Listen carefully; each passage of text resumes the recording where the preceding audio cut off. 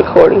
Alright, fit VH1 frame, stickers tore off, and right here, fit grips, fit stem, fit that, everything fit.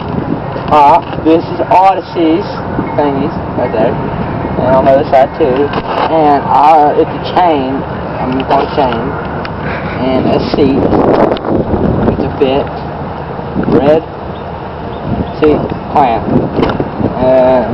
Yeah. Stephen Cloud of Irwin, Tennessee.